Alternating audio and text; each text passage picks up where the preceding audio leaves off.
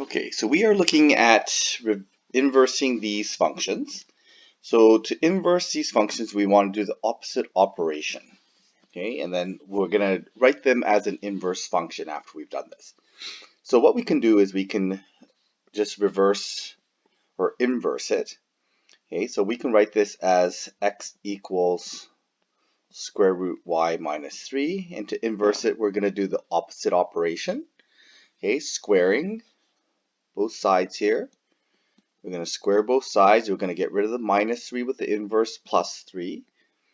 And then we have our inverse function. Okay, and then we'll write it with the inverse notation. Okay, so we end up with x squared plus 3. So we're going to inverse the square root with a square. We're going to inverse the minus 3 with a plus 3. And that's how inverses are going to work. Here, same thing. We're going to inverse this. So I'm going to write this in its inverse form. Okay, technically, once I've switched the x and y, I've inversed this function already. But we want it, what's implied is we want to solve for y.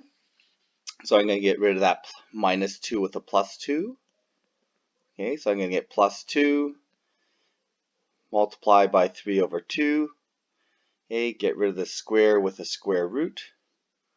Okay, so I'm going to get square root. Remember the plus minus. And I'm going to get y minus 5. So in this case, moving the 5 to the other side, we're going to get 5 plus minus the square root. And so I'm going to write that. I'm running out of room here, so I'm going to write that as my inverse function. Okay, so we have a plus 5 for the minus 5, plus minus square root for the square. Okay, we have a times 3 over 2 for the divide by 2 over, or times by 2 over 3. And we have the plus 2 for the minus 2. Okay, so there's my inverse. Okay, so same thing here. We're going to switch the x and y.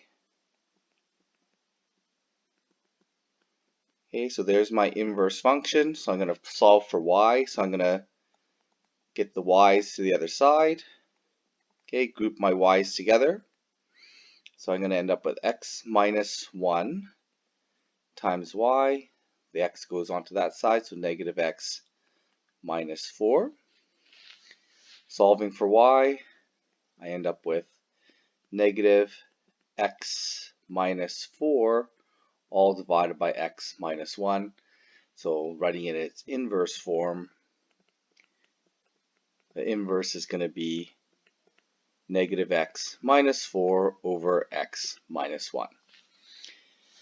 So this one here, same thing, we're just going to do all the inverse operations. Okay, going to switch the x and y, and we're going to undo that times 2 with the divide 2. We're going to undo the log with the exponential, so it's going to be e to the x over 2 equals square root y. Get rid of that square root with a square. So I'm going to square this. What I could have actually done, now to think about it, is I could have actually applied that square into the square root, because what's going to happen anyways is we're going to end up with that square root and square undoing each other. So the inverse function really is just e to the x.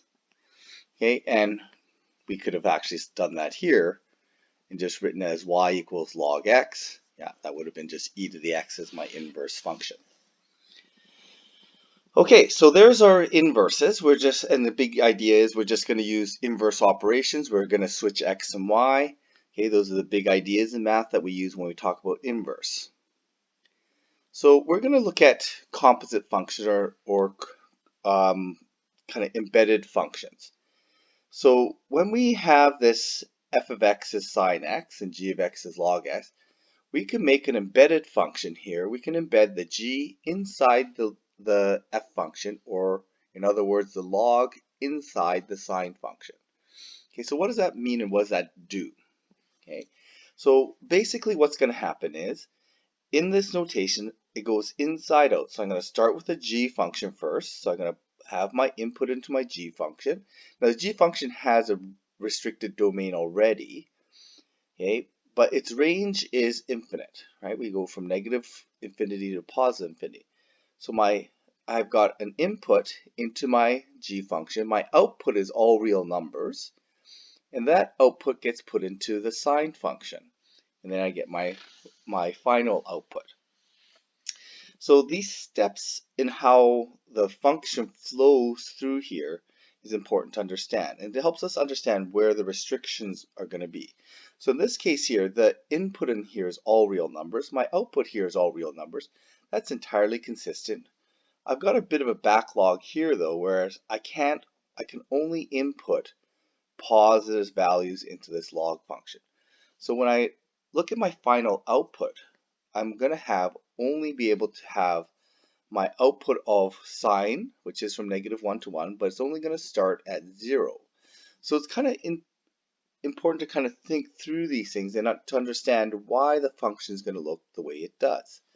Okay, so we're going to look at I've given you some links here to help you look at these functions and understand, first of all, the first one is just showing you how a composite function works, how we use the input of the first function the output of the first function as the input of the second function. And the other one is actually going to plot these composite functions for us and see how they relate to each other through the composite pieces, the inside and outside pieces by themselves.